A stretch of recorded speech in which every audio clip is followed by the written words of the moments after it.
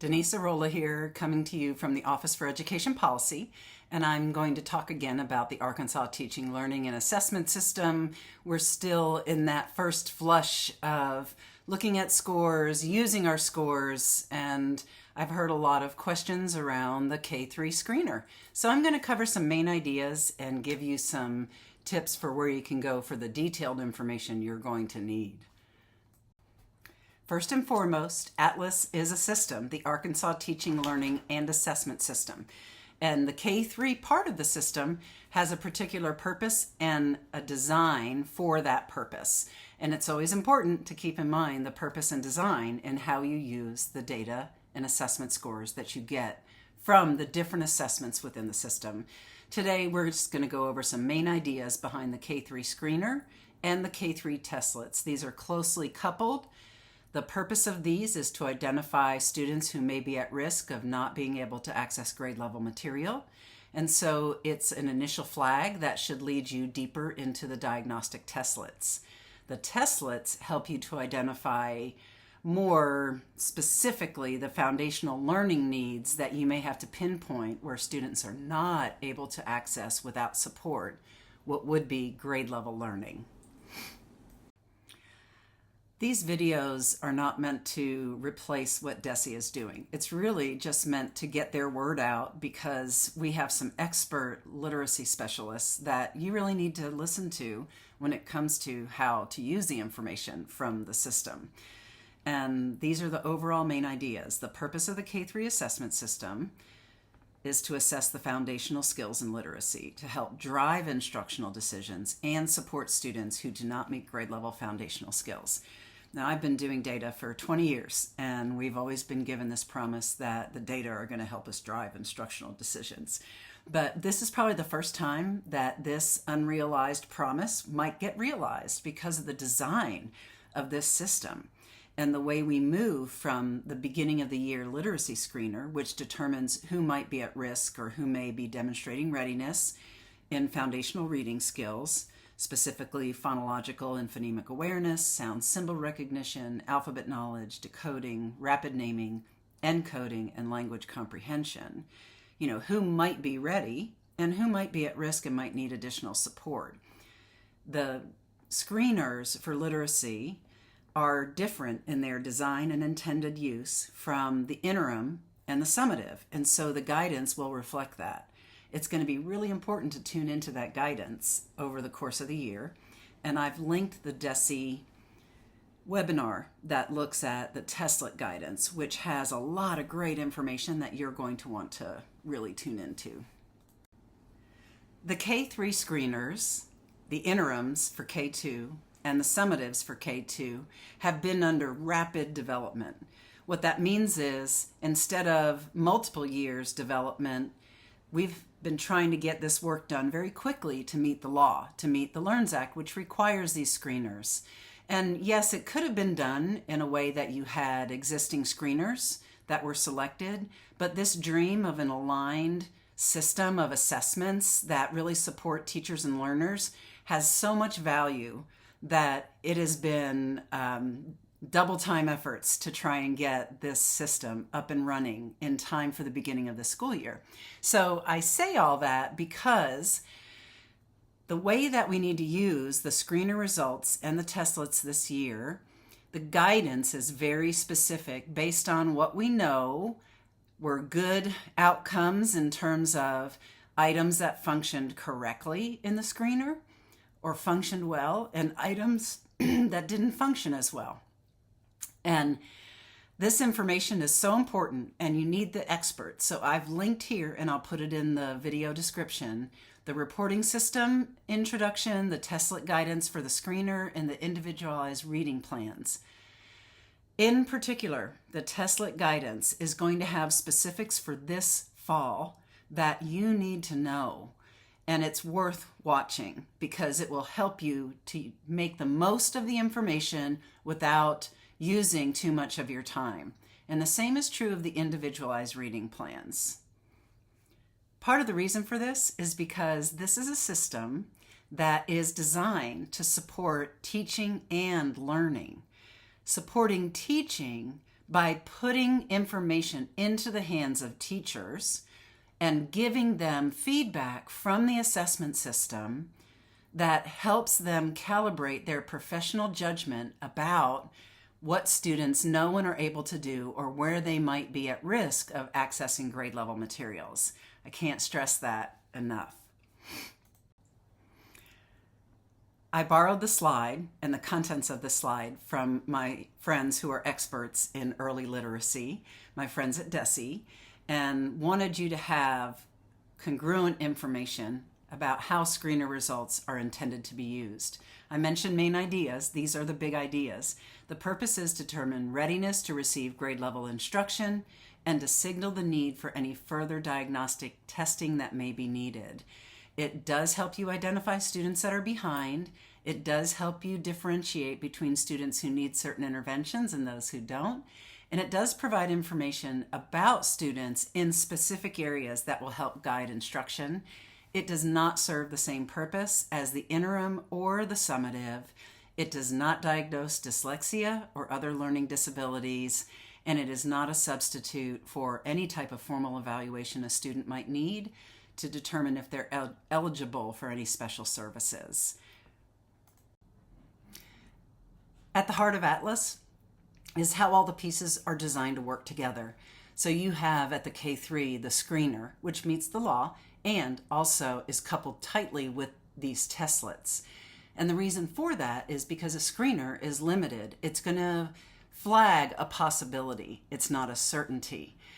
And this year in particular, with some of the developmental pieces that we learned about the items and how students responded to those items and how they functioned, this year especially, we need to be mindful that we don't jump to conclusions from the screener. The screener is coupled with the testlets so that you can dig deeper and home in on any specific targeted needs. This is not to say that you don't also use your professional judgment. The results of the screener are being released later in the fall than they will in future years. So you may have already assessed students on some of these pieces because you had already determined that a student was struggling with alphabet knowledge or struggling with sound symbol or struggling with any of these particular targets for learning that are listed here. And if that's the case, then you may have already used a curriculum-based measure that might take the place of your testlet for this year. The testlets being in the system enable you to automatically feed data into an individualized reading plan if a student ends up needing it. And it ultimately will enable you to have this historic record within the system.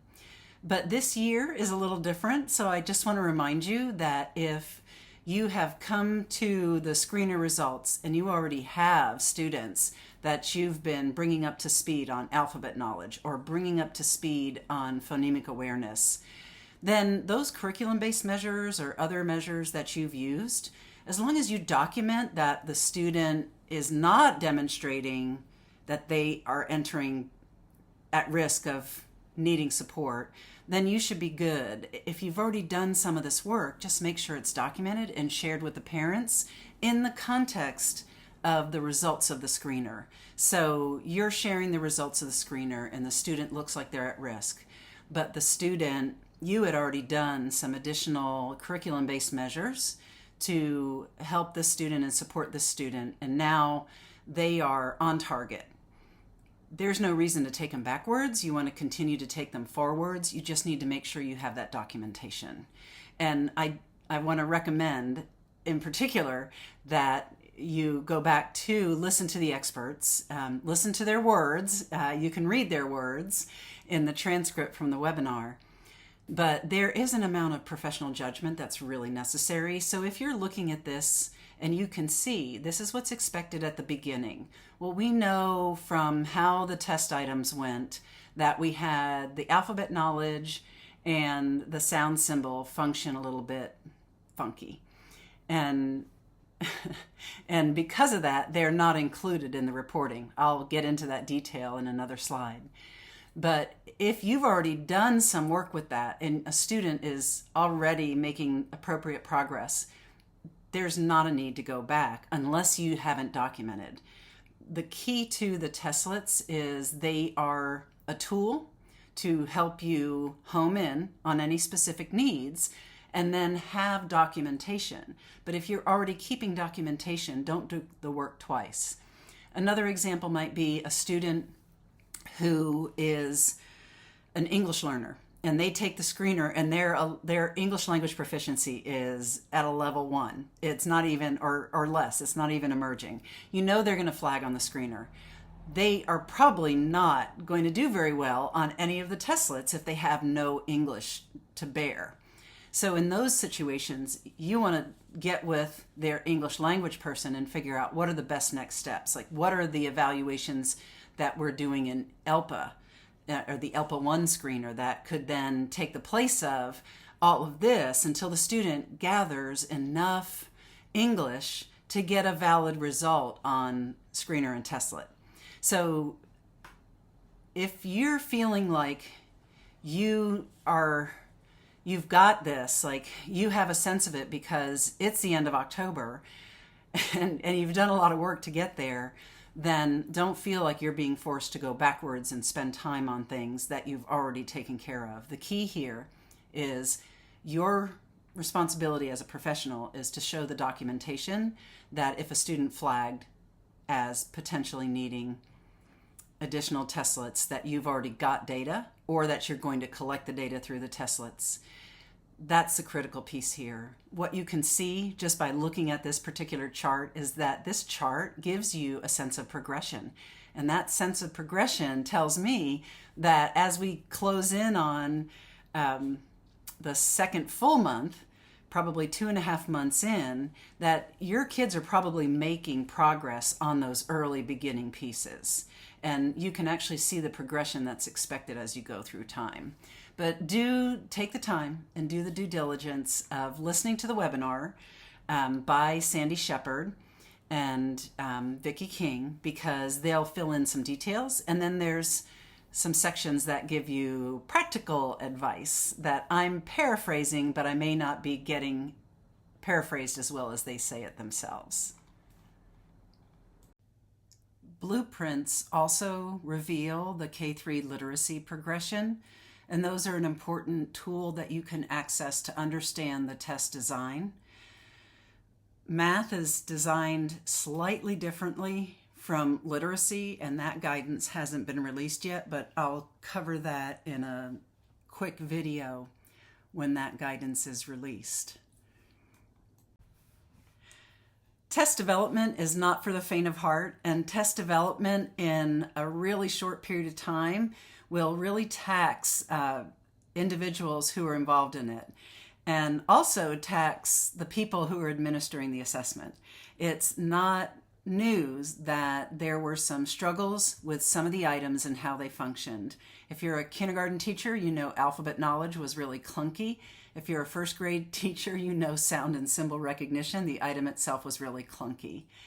There are changes in the works that should improve those items tremendously for next year, but for the 2025 K-3 screeners, those particular items had to be dropped. And that is why you only see language comprehension and phonemic awareness when you open up, say, the kindergarten screener scores. Because these items were dropped, it makes the guidance for how to determine testlets even more specific. It also makes some of the score reporting a little confusing. I want to point out that the average scale score that you see here in this screen capture includes alphabet knowledge. And then if you were first grade, it would include the sound and symbol recognition. However, that needs to be set aside, and you need to focus on the guidance that is being given by our experts at DESE on how to assign testlets. And I have linked again, I'm going to repeat this twice because it's so important. I have linked the presentation, the webinar that they did, and slides 6 through 13 will show you how to assign testlets.